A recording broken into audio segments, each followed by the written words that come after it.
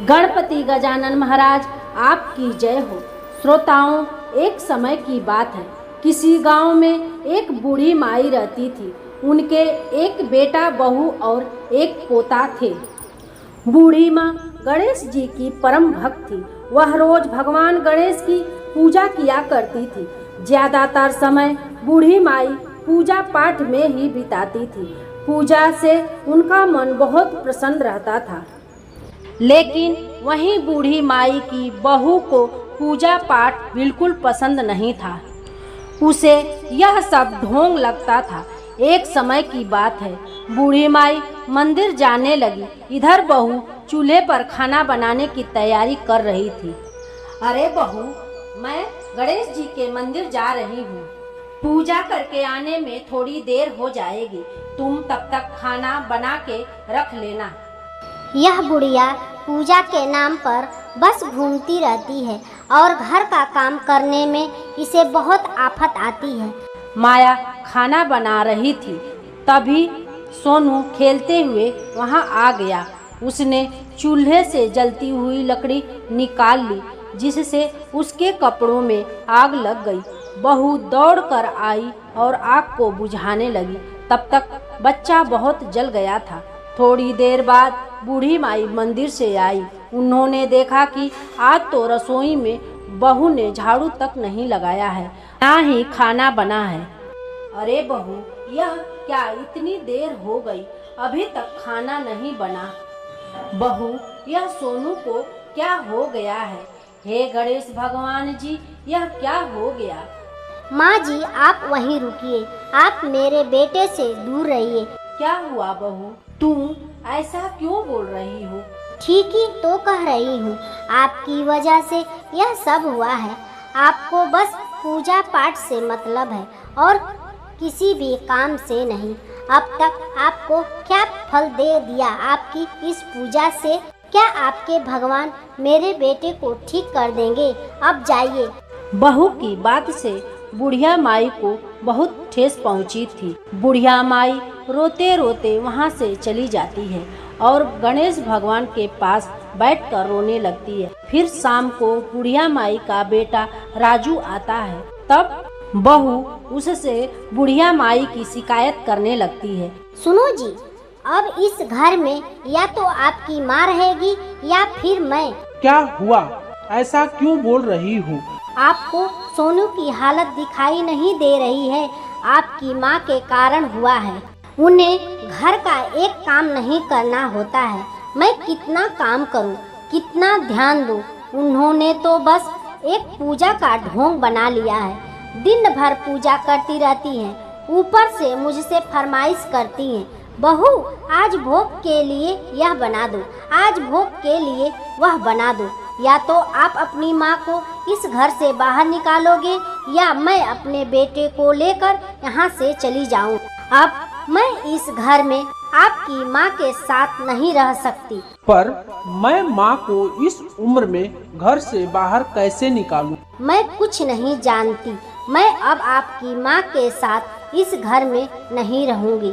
अच्छा, रुको, मैं कुछ उपाय सोचता हूँ।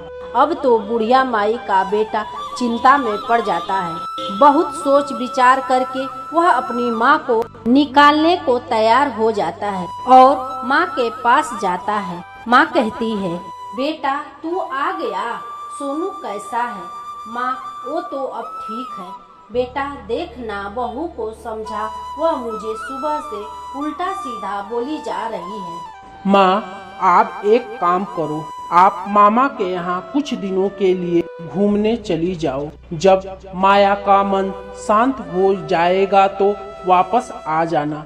लेकिन बेटा, मैं तो सालों से अपने मायके नहीं गई हूँ, मुझे रास्ता भी नहीं पता है। कोई नहीं माँ, मैं आपको छोड़ आऊँगा। अगली सुबह राजू बूढ़ी माँ को अपने साथ लेकर चला जाता है। चलते चलते वह एक जंगल में पहुँच जाते हैं। क्या हुआ बेटा, यहाँ क्यों रुक गया? माँ, मुझे जरा जरूरी काम है, यहीं से लौट रहा हूँ। और हाँ, यही है तुम्हारे मायके का रास्ता, इससे चली जाना। अब मैं चला जाता हूँ। लेकिन यह रास्ता कैसे हो सकता है? मेरे मायके के रास्ते में तो जंगल आता ही नहीं है। अरे माँ, आपको कई साल हो गए हैं ना, इसीलिए आपको मालूम नहीं है। तब यहाँ जंगल नहीं था, अब जंगल लग गया है। अब मैं चलता हूँ माँ। लड़का वहाँ से चला जाता है। बूढ़ी माई रास्ते पर चलने लगती है और वह चलते चलते बहुत दूर पहुँच जाती है। अब शाम होने वाली थी और वन अभी खत्म नहीं हुआ। माँ समझ चुकी थी उसके बेटे ने उसे हमेशा के लिए त्याग दिया है। बूढ़ी माई को बहुत प्यास लगी थी।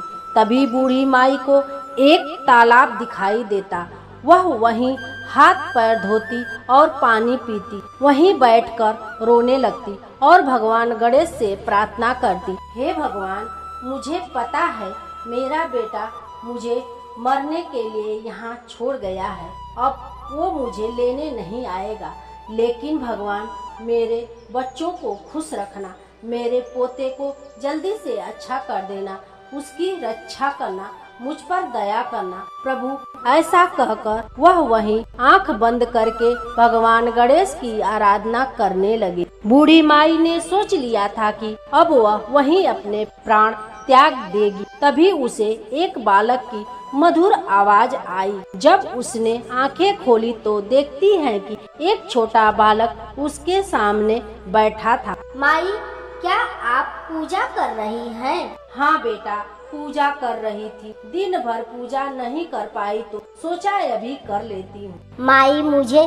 प्रसाद नहीं दोगी? बेटा, मेरे पास प्रसाद तो नहीं है, मैं तुम्हें क्या दूँ? कुछ नहीं है। तो यह पत्ते ही दे दो, ठीक है ना? मैं पत्ते तोड़कर लाती हूँ।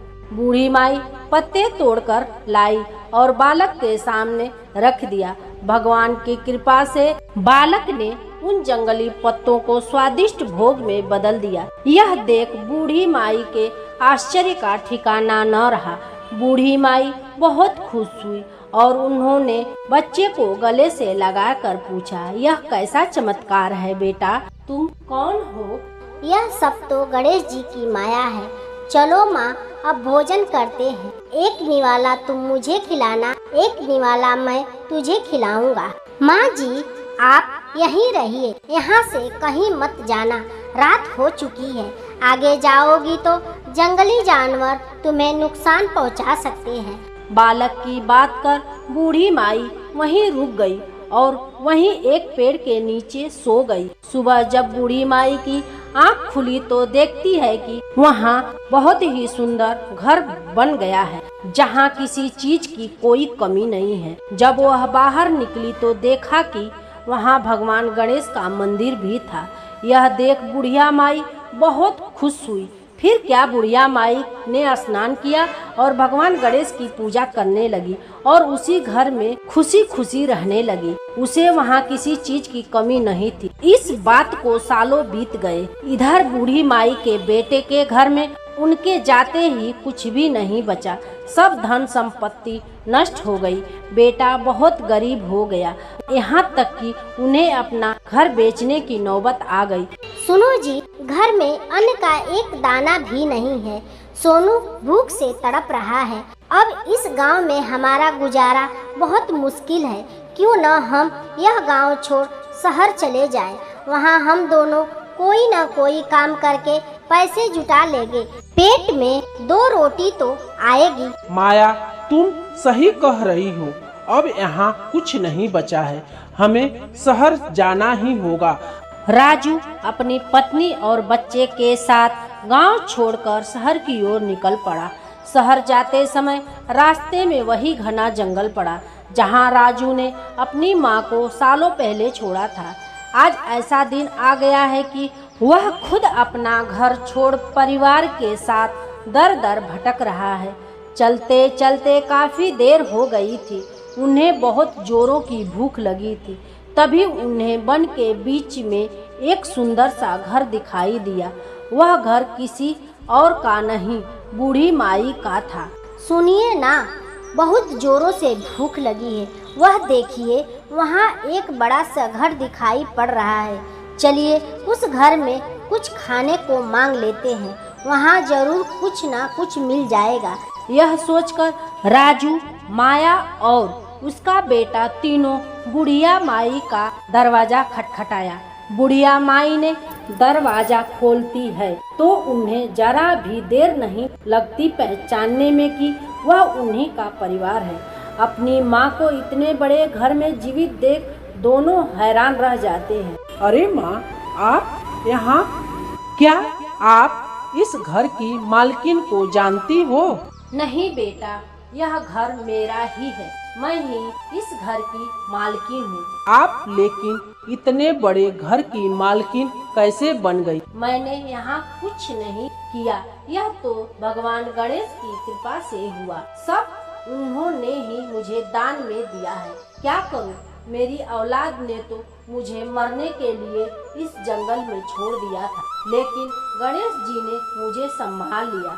वह एक बालक के रूप में आए और उन्होंने मुझे यह सब कुछ दे दिया। माँ, हमें क्षमा कर दो। मैंने आपको घर से निकालकर बहुत बड़ा पाप किया और शायद उसी पाप की सजा हमें मिल रही है। मैं अपने परिवार के साथ सड़क पर आ चुका हूँ। ना बारिश से बचने के लिए हमारे पास छत है, ना पेट भरने के लिए खाना। हाँ माँ जी, मुझे माफ कर दीजिए। मैं आपको आपकी पूजा को बहुत कुछ बोलती थी, शायद इसी का फल अब हम भोग रहे हैं। नहीं बेटा, मैं तो माँ हूँ, मैं तो क्षमा कर दूंगी, लेकिन तुम्हारी नियति तुम्हें क्षमा नहीं करेगी और उसी का परिणाम तुम लोग भुगत रहे हो। और मुझे लगता है कि अब तुम्हें अपनी गलती का पछतावा हो चुका है। इसी क्षण के लिए ही गणेश जी ने मुझे जीवित रखा है। मैं यह सब धन संपत्ति का क्या करूँगी, यह सब तुम्हारा ही है। वैसे ही मेरा समय तो पूरा हो चुका है, इस लोक को छोड़कर परलोक जाने का। ऐसा कहकर बूढ़ी माई अपने प्राण त्याग देती है और गणेश जी के लोक में उनकी आत्मा को स्थान मिल जाता है।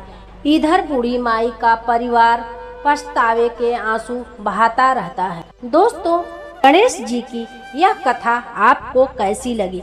अपना सुझाव कमेंट बॉक्स में अवश्य लिखें। साथ ही साथ श्री गणेशाय अवश्य लिखें। हमारे चैनल धार्मिक दर्शन टॉक को सब्सक्राइब करें, लाइक करें, शेयर करें। मिलते हैं एक और ऐसी ही अद्भुत कथा के साथ। तब तक के लिए जय माता दी।